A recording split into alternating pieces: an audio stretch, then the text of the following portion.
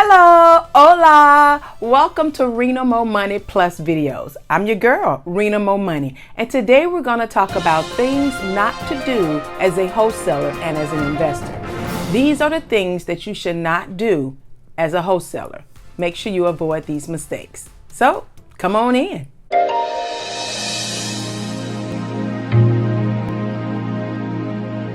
The tips and tools today will help you to generate more funds. It'll help you get more deals. It'll help you save money or either make some money. So if you are a returning viewer, thanks for coming back. If you are new to the channel, thanks for coming in and joining us. Go ahead and subscribe. Click on the little belly thing so that you won't miss any of the good stuff that I got for you.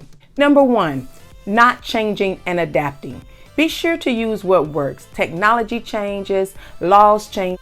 Always be willing to adapt to new strategies. So the number one is not changing and adapting. You must be able to do that because the market changes as well. You need to be able to see what sources that you need to use. Speaking of sources, there's some resources in the description below. Go ahead and check those out. There's some ways you could be text blasting. That's a way now, the new change, the new strategy.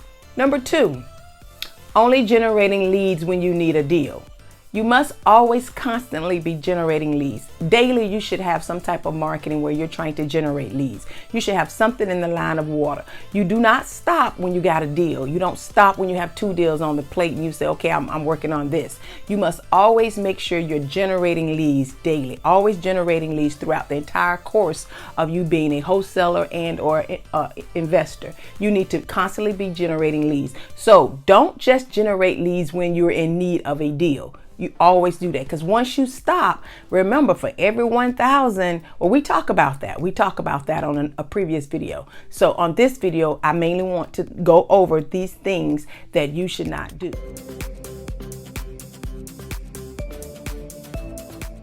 Number three, not analyzing the deal properly. You must know your numbers. You need to know how to calculate numbers. You need to know how to calculate maximum offer. There's a deal calculator that I have down in the resources.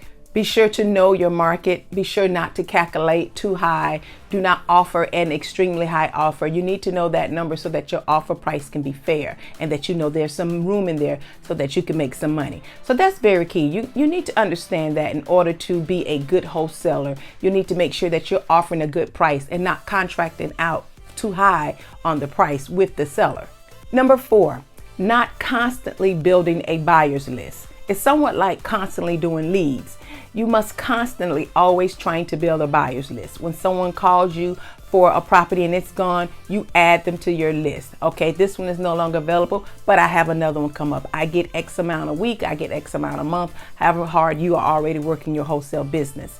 But not constantly building up your buyer's list will eventually hurt you. Some folks say you only need 10 or 15. Some folks say you need 110 or 115. Truth is, it solely depends on you and the type of buyers that you already have. Some buyers will have different criterias.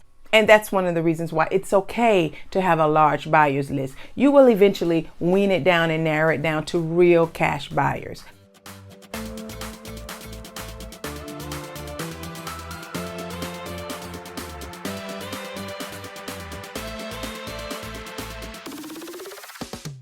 Before we get to the fifth of the 8 no-nos, the do not do's for wholesalers and investors, I want to give a shout out. You know I like my shout outs.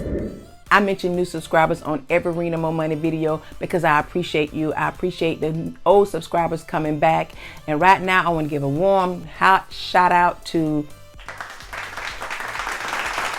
there's someone on this video. Check out the names. I want to give you a shout out.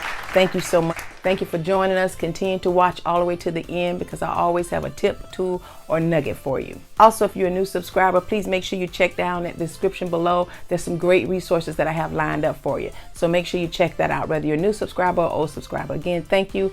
Check it out. You're here on the video. Thank you, new subscriber. Thank you again. And we'll have different videos and more videos coming on ways to invest in real estate, some tips and tools, some how-to.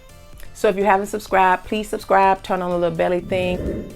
All right, let's jump back in. Number 5, not being open to the next level of real estate. Don't do that to yourself, wholesalers. Don't do that to yourself, investors that are at a smaller level. What you want to always do is be open for the next level. Whether it's open to be ready to buy a rental, buying houses, buying apartments, multifamily units, buying land, doing new construction. Always be ready for the next level. Make sure that you're open. Don't just think wholesale because you make a quick 5,000, quick 4,000, quick 14,000, quick 15,000. Always be open to the next level of investing.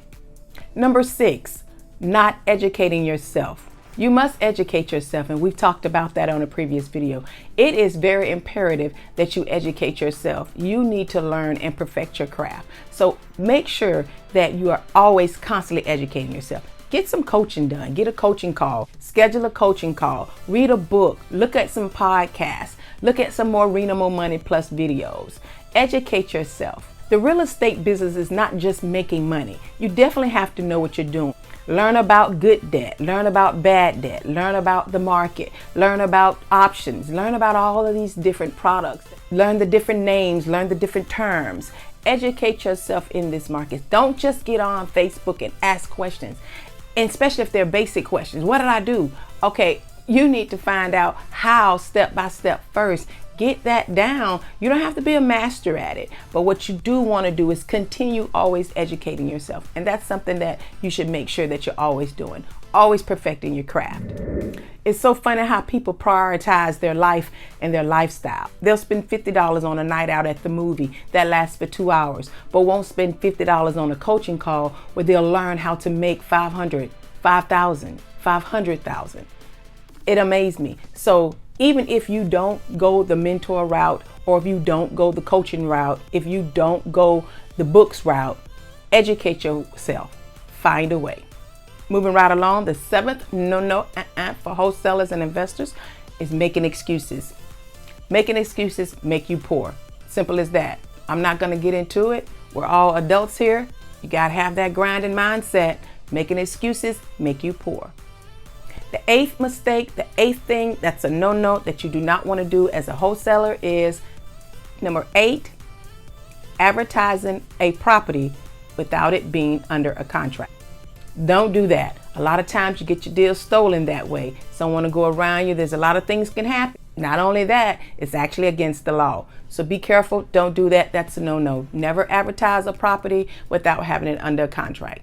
So if I'm saying anything to help you out, or I've given you some tips that you can take and move forward with in your wholesaling business, smash that subscribe if you haven't already. If you have already, press like. Let me know that you're feeling this, that I'm giving you some good, valuable information. I do believe I am. So if you could, like or subscribe, whichever one you have not already done. Again, if you need some additional assistance and you need someone to help you out, I offer one-on-one coaching. Look down in the description, schedule a one-on-one coaching call with me, and I can help you out and answer any specific questions that you may have.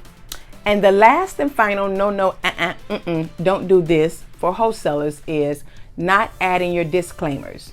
Always make sure whatever you advertise, whatever piece you have, that you add in your disclaimer. Check your local laws and the rules in your area. Check your real estate laws in your area.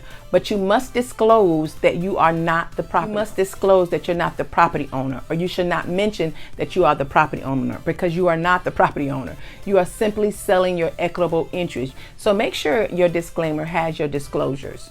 These are some mistakes as a wholesaler you want to avoid, or you want to make sure that you don't get caught up into. There's so many more, but I think these will help you. And if you look back on some previous videos, I have some more tips and tools in reference to how you can blow up your wholesale business, and also other things to help you save money as you go on this journey of wholesaling. So I hope this video was helpful. I'll see you on the next Rena MoMoney Plus video.